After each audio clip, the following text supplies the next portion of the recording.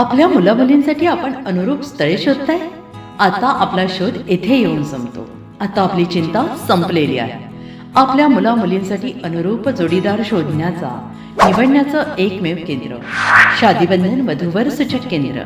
या संस्थेमध्ये सर्व समाजातील 70,000 पेक्षा जास्त स्थळे नोंदणी असलेले असे शादीबंधन वधूवर सूचक केंद्र. संपूर्ण महाराष्ट्रात आणि कर्नाटकात प्रसिद्ध असलेले एकमेव वधूवर सूचक केंद्र म्हणजे शादीबंधन वधूवर सूचक केंद्र, ज्यांच्याकडे आहे सर्व समाजातील सर्व जाती आणि पोटजातीतील 70,000 पेक्षा जास्त स्थळांची नोंदणी. आपल्या इच्छेप्रमाणे वर्गवारी करून अनुरूप स्थळे निवडण्याची सुविधा. एक वेळा जोडले जा आणि आपलं जीवन सफल करून घ्या.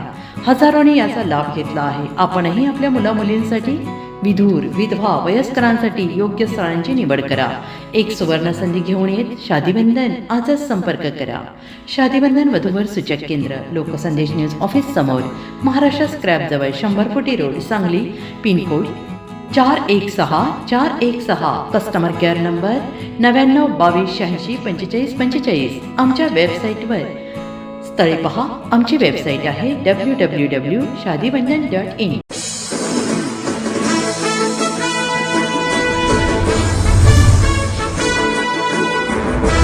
सांगलीतील उमेद मॉल पहिल्याच टप्प्यात समाविष्ट करा. आमदार सुधीर गाडगीळ यांची ग्रामविकास मंत्री जयकुमार गोरे यांच्याकडे मागणी. सांगली जिल्ह्यात मंजूर असलेल्या उमेद मॉल प्रकल्पाचा पहिल्याच टप्प्यात समावेश करण्यात यावा या मागणीसाठी सांगली विधानसभा मतदारसंघाचे आमदार सुधीर गाडगीळ यांनी मुंबई येथे राज्याचे ग्रामविकास मंत्री जयकुमार गोरे यांची भेट घेऊन त्यांना सविस्तर निवेदन दिले.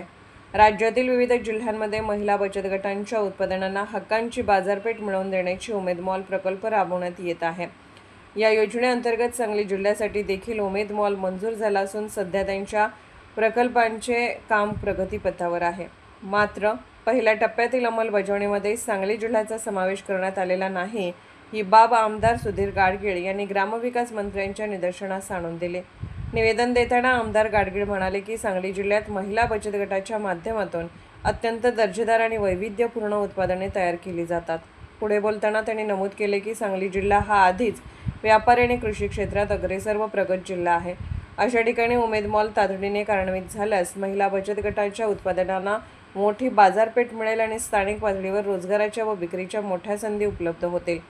ग्रामविकास मंत्र्यांचे सकारात्मक आश्वासन, आमदार सुधीर गाडगीळ यांनी मांडलेली बाजू आणि सांगली जिल्ह्याचे व्यापारी महत्त्व लक्षात घेऊन ग्रामविकास मंत्री जयकुमार गोरे यांनी या मागणीवर सकारात्मकता दर्शवली.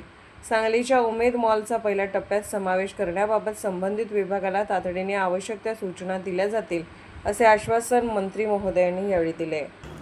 अशाच विशेष घडामोडींसाठी आमच्या यूट्यूब चॅनलला सबस्क्राईब करा, फेसबुक पेजला लाईक करा आणि इन्स्टाला फॉलो करा.